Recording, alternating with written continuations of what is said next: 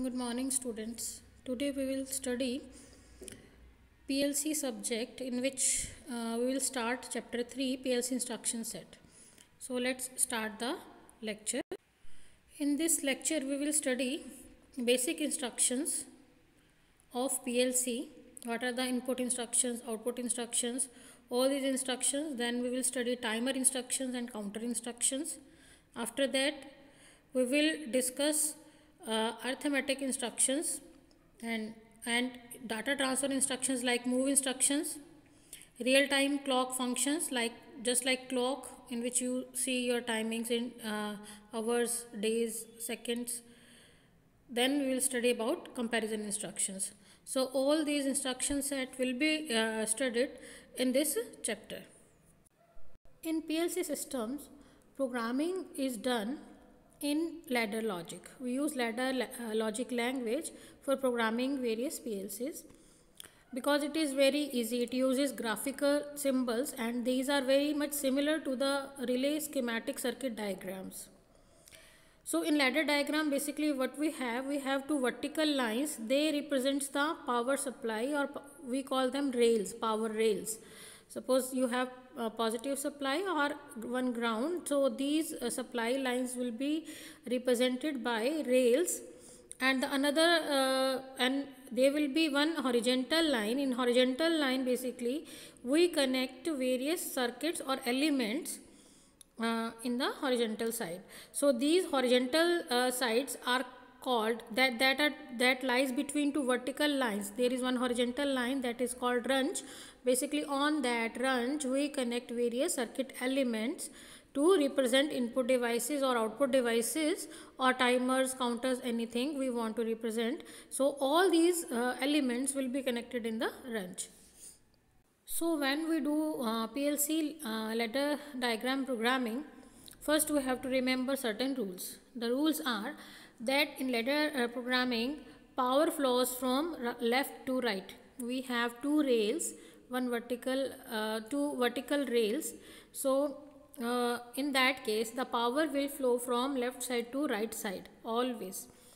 The second rule is the output on the right side cannot be connected directly with the left side. Otherwise what will happen, that you have supply on both the rails. If you connect these, your circuit will get shorted. So output on the right side cannot be connected directly with the left side.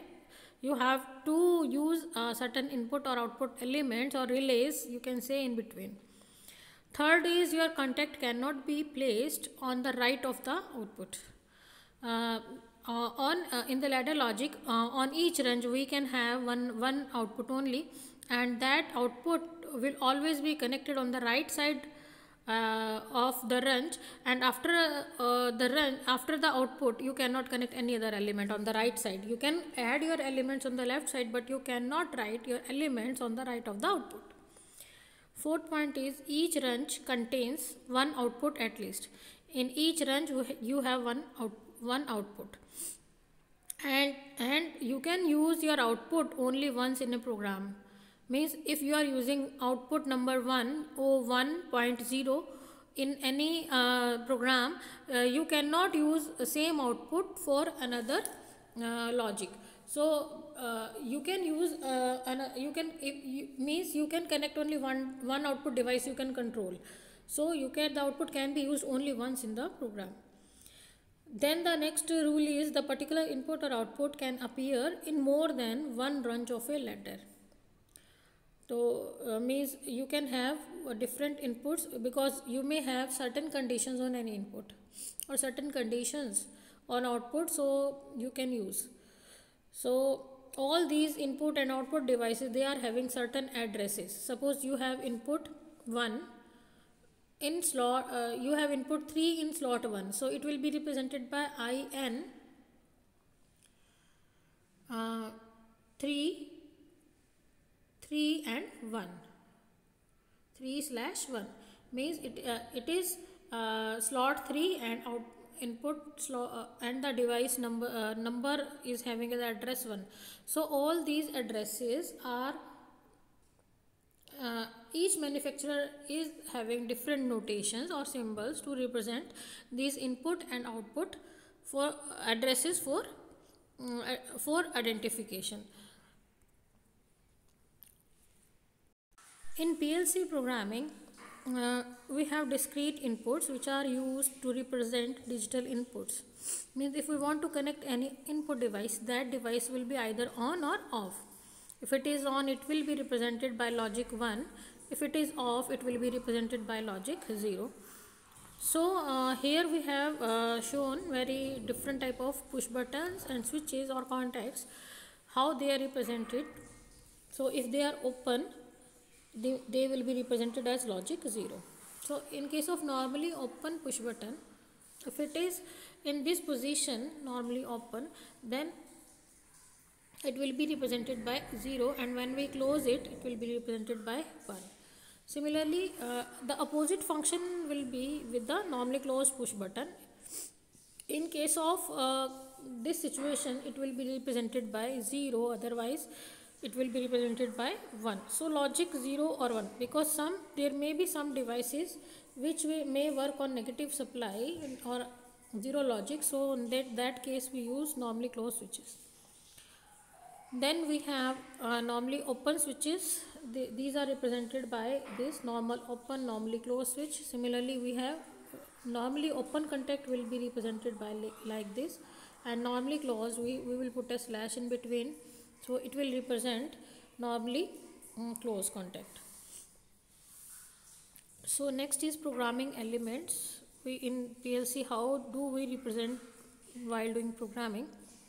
So first, how do we represent relay contacts? So we have two type of relay contacts, input contacts, that are normally open and normally closed. So normally open switch, it will be true when input or output status bit controlling the contact is 1. If it will be 1, then it will work. So in case of means if we have 1 here, then this switch will be closed, will work as closed switch, and the signal will be passed to the device. So but in the case of normally closed switch, it is opposite. So if it will be 0 at the input, then and then only the signal will be passed to the output. So both are opposite. In normally open switch, the input or output status bit controlling the contact is 1, while for this the input and output status bit controlling the contact is 0. So this is the difference between the two. So the next output instruction to represent the ladder logic programming is called coil. So coil represent the relays that are energized when the power flows through them. So this is the symbol that is used to represent the output. When a coil is energized, it causes a corresponding output to turn on by changing the status bit of the output 1. Means this is a type of symbol is used to represent the output. So any type of normally closed or normally open switch can be controlled through this output. In ladder programming, we use different type of boxes to represent the power flow of the box. So they are basically used to represent various timers, counters or math operations. So in that we will be using boxes. If we want to do any timer operation, counter operation or math operation, so that in the box it will be written as timer 1, timer 2, similarly counter 1, counter 2. All these boxes are basically used to represent the mathematical or timer or any type of instructions. Now we have different type of PLCs available in the market. So the main we are using is Mitsubishi, Siemens, Allen Bradley and Telemecanic. So in Mitsubishi, there is method to represent the input is X is used to represent the input and Y is used to the output. So X400 means the 400 slot or 400 number of the input is available for the X input, and similarly output number Y430 is available for the output. So this is the method to represent the programming notations for various input and output symbols used for Mitsubishi PLC. And in case of Siemens PLC, B is for Siemens. If we want to represent suppose input, so that will be represented by I and output will be represented by Q. So I 0.0, here we have written 0.0 means the rack, or you can say the rack number 0 and slot is 0.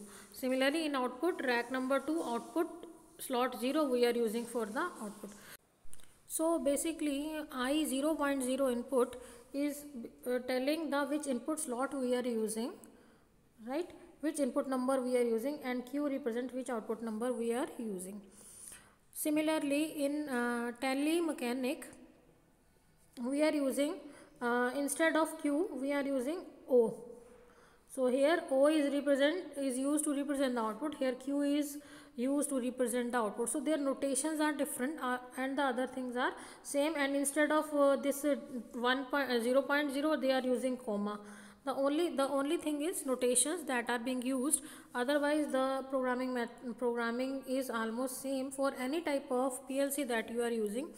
The only method to represent them by the notation that is different.